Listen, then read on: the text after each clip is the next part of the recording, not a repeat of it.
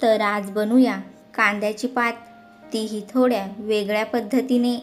ही भाजी अगदी झटपट बनून तयार होते, पण चवीला अप्रतिम अशी लागते। भाकरी आणि चपाती सोबत तर खूपच भारी लागते आणि अगदी झटपट बनून तयारही होते।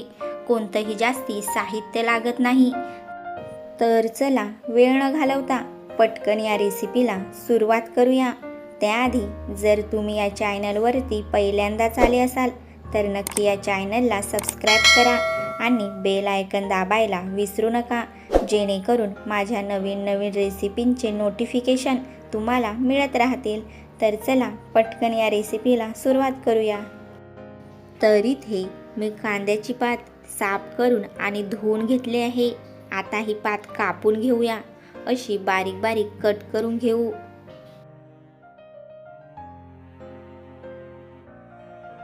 पात वेगळी आणि कांदे वेगळे कापून घ्यायचे आहेत। ही भाजी अगदी झटपट बनून तयार होते, पण चवीला खूपच छान लागते। तर पहा, मी इथे पात आणि कांदे देखील कापून घेतले आहेत। हे कांदे या पातीचेच आहेत। तर इथे मी सुकट घेतले आहे। सुकट चांगली स्वच्छ साफ करून घेतली। ही सुकट मी या भाजीमध्ये घालणार आहे। ही सुकट 3 ते 4 पाण्यात स्वच्छ धुवून घेऊया। कांद्याच्या पातीमध्ये सुकट घातल्याने भाजीला आणखीन छान अशी चव येते। तर पहा, मी 3 ते 4 पाण्यात सुकट चांगली धुवून घेतली आहे। गॅसवर एक कढई ठेवून घेतली। कढईमध्ये 1.5 चमचा तेल घातलं। तेल चांगलं कडकडीत होईपर्यंत गरम करून घेऊया। हा कापून घेतलेला कांदा आता फोडणीमध्ये घालून घेऊ। मी इथे फक्त कांदा घातला आहे, पात घातलेली नाही।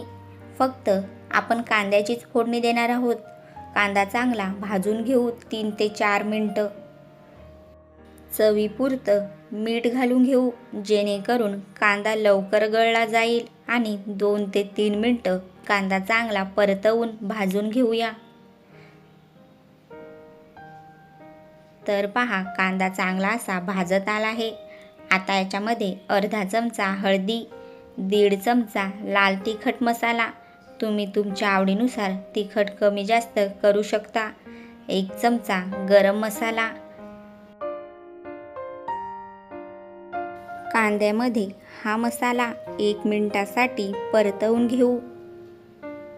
तर पहा, इथे 1 मिनिट झाला आहे। आता याच्यामध्ये ही साफ करून ठेवलेली सुकट घालून घेऊया आणि मसाल्यामध्ये सगळी सुकट चांगली अशी परतवून घेऊ। वरून थोडेसे पाण्याचे शितळे मारून घेऊ, जेणेकरून सुकट कढईच्या तळाला चिटकणार नाही।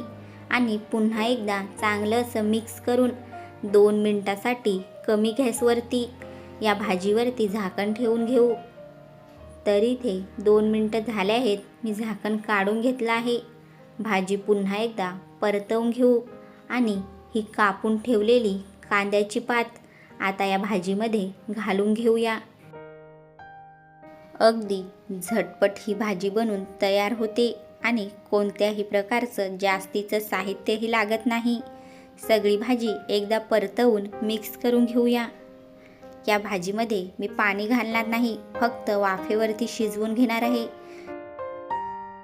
आता 7 ते 8 मिनिटासाठी भाजी चांगली झाकण ठेवून शिजवून घेऊया। मध्ये मध्ये झाकण काढून भाजी परतवून घ्यायची आहे। 2-3 वेळेस अशी भाजी परतवून घ्यायची आहे, जेणेकरून कढईच्या तळाला ही भाजी लागणार नाही।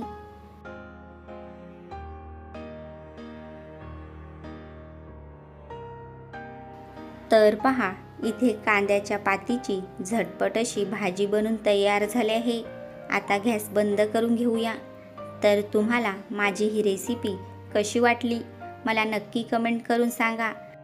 आणि जर तुम्हाला माझी ही रेसिपी आवडली असेल तर नक्की माझ्या चॅनलला सबस्क्राईब करा आणि बेल आयकन दाबायला विसरू नका, जेणेकरून माझ्या नवीन रेसिपींचे नोटिफिकेशन तुम्हाला मिळत राहतील।